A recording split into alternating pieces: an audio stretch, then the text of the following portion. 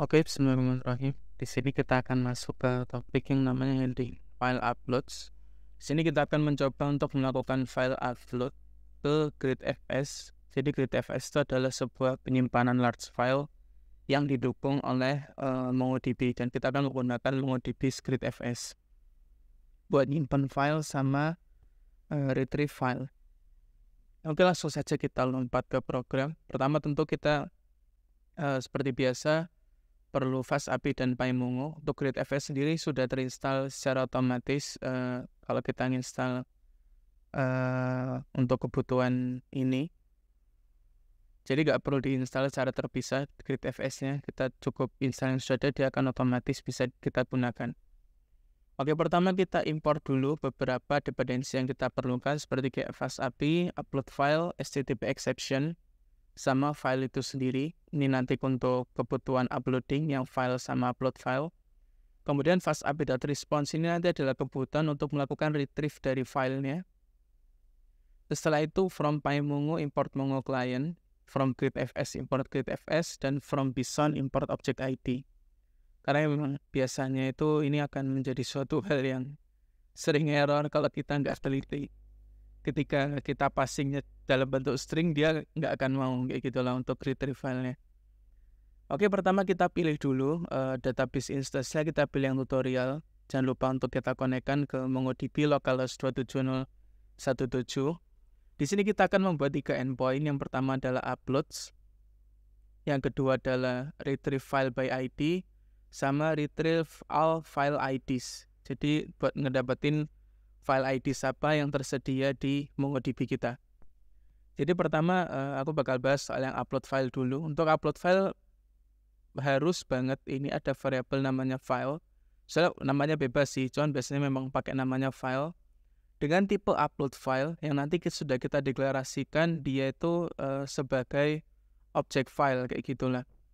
Nah, nanti tinggal file ID sama dengan fs.put dari GridFS-nya ini kita taruh file.filenya. Kemudian untuk file name-nya adalah kita menggunakan file.filename, dan content type-nya adalah file.content type-nya. Kemudian dia akan return message file uploaded successfully, file ID, kita akan dapetin file ID-nya. Kemudian untuk yang kedua, endpoint yang kedua adalah untuk retrieve file. Di sini kita akan menggunakan async def get file, file ID dalam bentuk string.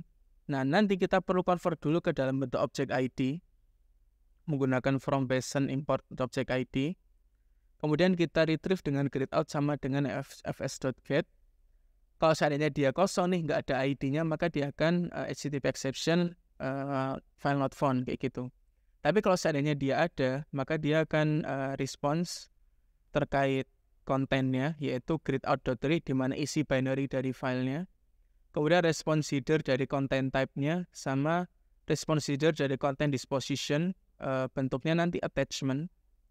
Kemudian file name-nya apa. Jadi biar nanti ketika kita jalanin endpoint-nya, dia akan langsung ke download file yang kita inginkan. Seperti itu. Nah, setelah itu ini adalah get all file IDs. Ini hanya sebuah program sederhana untuk retrieve all, di mana for file info in db.fs.files.find, kita find all ID-nya. Kemudian file ID find str file info ID kayak gitu. Jadi ini cukup mudah lah. Ini tadi cuma buat aku debugging aja sih, buat kalau seandainya buat testing pas sudah upload biar aku bisa retrieve all ID saja. Tapi yang jadi fokus pembahasan kita yang dua ini. Oke, kita coba langsung ke dalam sini. Pertama di sini kita coba upload dulu file. Kita try it out, kita choose file. Di sini aku sudah ada sample file.txt. Kita open, kemudian kita execute. Nah, dia akan sudah message file uploaded successfully. Ketika kita cek di file IDs,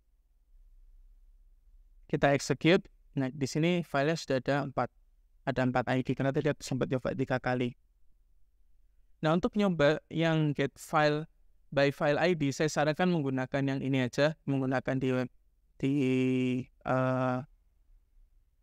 bagian webnya langsung aja,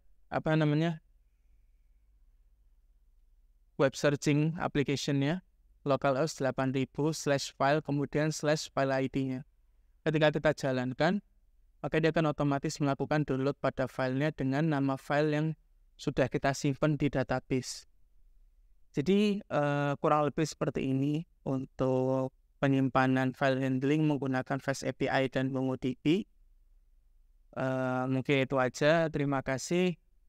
Sampai jumpa di course yang berikutnya.